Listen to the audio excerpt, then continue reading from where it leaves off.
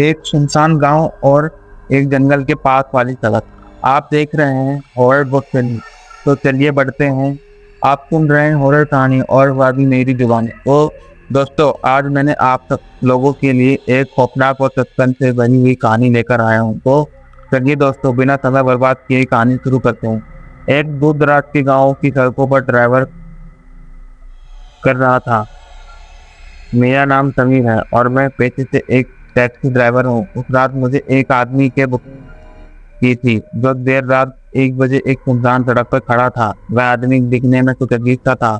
उसके कपड़े मैले कुचले थे और उसकी आंखें गहरे अंधकार में चमक रही थी। उसने मुझे एक गांव का नाम बताया और वहां कहा कि उसे वहां पहुंचने की बहुत जल्दी है। मैंने गाड़ी स्टार्ट की और हम सन्नाटे भरी सड़कों पर चल पड़े। जैसे जैसे हम आगे बढ़ रहे थे, सड़कों पर घना कोहरा छाने लगा। चारों ओर का दृश्य धुंधला होने लगा। मेरे दिल की धड़कन तेज हो गई, लेकिन मैंने ध्यान केंद्रित रखने की कोशिश की। वह आदमी कोई बात नहीं की, बस अपनी घड़ी को बार बार देखता रहा। अचानक उसने मुझे एक पगडंडी पर मुड़ने को कहा। मैंने बिना कुछ सवाल किए उसकी बात मानी और पगडंडी पर गाड़ी मोड़ ली। रास्ता बेहद संकरा और डरावना था। घने पेड़ों के बीच से होकर गुजरते हुए मुझे कहने लगा कि हम कहीं फंस सकते हैं। कुछ दूर जाने के बाद वह आदमी अचानक चिल्लाया, यहाँ रोको।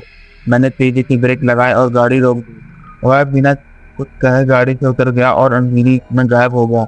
मुझे बहुत डर लग रहा था, लेकिन मैंने हिम्मत जुटाकर कुछ मिनट इंतजार किया। जब वह वापस नहीं आया तो मैंने गाड़ी को रिवर्स करने की कोशिश की, लेकिन गाड़ी स्टार्ट नहीं हो रही थी। चारों ओर घना अंधेरा और खामोशी थी।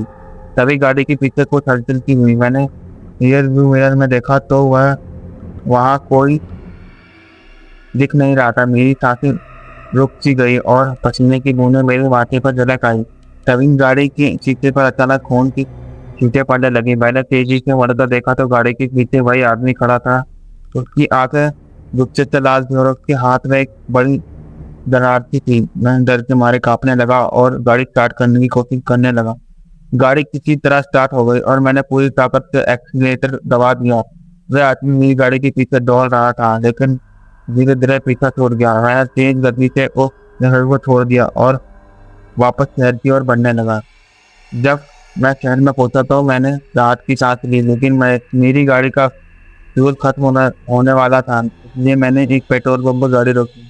पंप के कर्मचारी ने मेरी गाड़ी की हालत देखी और पूछा, भाई साहब, आप इतनी रात को कहाँ से आ रहे हो? मैंने उसे पूरी कहानी बताई। वह सुनकर हैरान रह गया और बोला, आपकी आ, आपने किस्मत वाले हो जो बच गए। उस रास्ते पर कुछ साल पहले एक आदमी का मर्डर हुआ था और कहा जाता है कि उसकी आत्मा वहाँ भटकती है।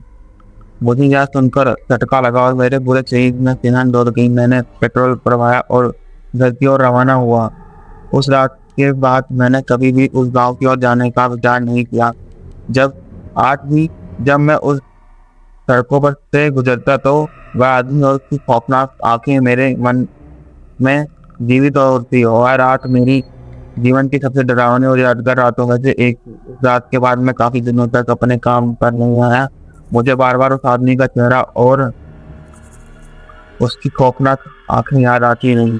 मेरी नींद उड़ गई थी और हर रात मुझे वही डरावने वाले सपने आते थे। मैं जानता था कि मुझे इस डर से उबरना होगा, लेकिन कैसे यह समझ नहीं आया था। कुछ दिनों बाद मेरे दोस्त अमन ने मुझे एक मंदिर चलने का सुझाव दिया।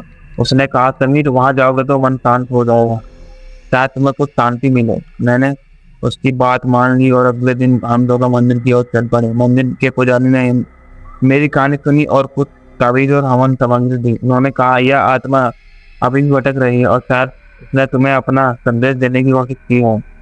तुम इस हवन को घर पर करोगे तो तुम्हें शांति मिलेगी। मैं पुजारी की बात मानकर घर लौट आया और अमन की मदद से हवन किया।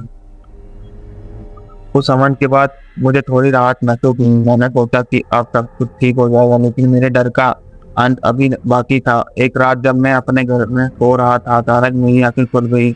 मुझे अपने कमरे में किसी भी उपस्थिति का एहसास हुआ। मैंने चारों ओर देखा, कुछ नहीं दिखा। तभी मुझे एक ठंडी की हवा का झोंका महसूस हुआ और उस कमरे के कोने में एक परछाई दिखी। वह वही आदमी था जिसे मैंने उस रात देखा था। उसकी आंखें लाल और गुस्से से भरी हुई थी। उसने धीमी आवाज में कहा, तुम्हें वापस आना होगा, मेरे कान अधूरे हैं। मेरा दिल तेजी से धड़कने लगा और मैं हिल भी नहीं पा रहा था। उसकी आवाज मेरे कानों में गूंज रही थी और मैं पसीने में तरबदर हो गया। सुबह होने पर मैंने अमन को सब कुछ बताया। उसने सुझाव दिया कि हमें फिर से उस जगह जाना चाहिए जहाँ वह घटना हुई थी, तभी हम पता कर सकें कि वहाँ आखिर आत्मा क्या चाहती है। मैं बहुत डरा हुआ था, लेकिन मैंने हिम्मत जुटाई और अमन के साथ उस स्थान पर जाने का फैसला ही किया। रात होते ही हम उस रास्ते पर गए जहाँ मैंने उस आदमी को छोड़ा था। जैसे ही हम वहाँ पहुंचे, हमने चारों ओर देखा। अंधेरे में वही डरावनी खामोशी थी। तभी अचानक हमें एक हल्की रोशनी दिखाई दी। हमने देखा कि वह आदमी फिर से हमारे सामने खड़ा था। इस बार उसकी आंखों में गुस्से की बजाय दर्द और दुख था। उसने हमें इशारे से एक दिशा में करने को कहा। हम उसके पीछे चलते चलते गए। कुछ दूर जाने पर हमें एक पुरानी टूटी फूटी झोपड़ी दिखी। उसमें हमें अंदर चलने का इशारा किया। हम अंदर गए तो वहाँ एक पुराना ट्रंक पड़ा था। उसने इशारे से ट्रंक खोलने को कहा। हमें ट्रंक खोला तो उसमें पुराने कपड़े, किताबें और एक डायरी मिली। डायरी में उस आदमी की कहानी थी। वह गाँव का सीधा साधा आदमी था जिसे कुछ लोगों ने झूठे आरोप में फंसाकर मार दिया था। उसकी आत्मा न्याय चाहती थी।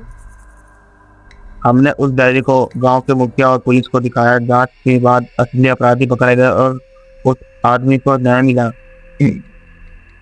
इसके बाद उसकी आत्मा ने हमें धन्यवाद कहा और हमें शांति की नींद दिया। उस घटना के बाद मेरा मन शांत हो गया। मैंने फिर कभी उस रास्ते पर जाने का विचार नहीं किया, लेकिन उस रास्ते ने मुझे एक सबक सिखाया। कभी कभी आत्मा को भी न्याय की जरूरत होती है। जब तक उन्हें न्याय नहीं मिलता वह भटकती रहती है। उस घटना के बाद मैंने अपने काम में लौटने की कोशिश की, लेकिन मेरे मन में गहरी चोट थी जो समय के साथ धीरे धीरे ठीक हो रही थी। मैंने अपने दोस्तों और परिवार के साथ समय बिताना शुरू किया ताकि मन की बेचैनी कम हो सके। एक दिन मेरी गाड़ी में एक बूढ़ी औरत बैठी। उसने गांव जाने की बात कही। मुझे अचानक पीछे उस रात की याद आ गई। मैंने हिम्मत जुटाकर पूछा, माँ जी आप किस गांव जा रही हैं? उसने गांव का नाम बताया और वह वही गांव था जहाँ एक खौफनाक घटना घटी थी। मैंने हिचकिचाया, लेकिन फिर भी गाड़ी स्टार्ट कर दी। रास्ते में बूढ़ी औरत ने बात करनी शुरू की। उसने कहा, बेटा, मैंने सुना है कि तुमने उस आत्मा को न्याय दिलाया। उसके बाद से गांव में सब कुछ बदल गया है। लोग अब रात को भी बाहर जाने से नहीं डरते हैं। उसकी बातें सुनकर मुझे थोड़ा संतोष मिला। जब हम गांव पहुंचे तो वह औरत मुझे अपने घर ले गई। वहां उसने परिवार के लोग भी थे। उन्होंने मेरा स्वागत किया और मुझे धन्यवाद कहा। उस रात गांव वालों ने मेरे सम्मान में एक छोटा सा आयोजन किया। मुझे ऐसा लगा जैसे कोई बहुत बड़ा काम किया हो। आयोजन के बाद मैं वापस लौटने की तैयारी कर रहा था, तभी गांव का मुखिया मेरे पास आया और उसने मुझे एक पुराना संदूक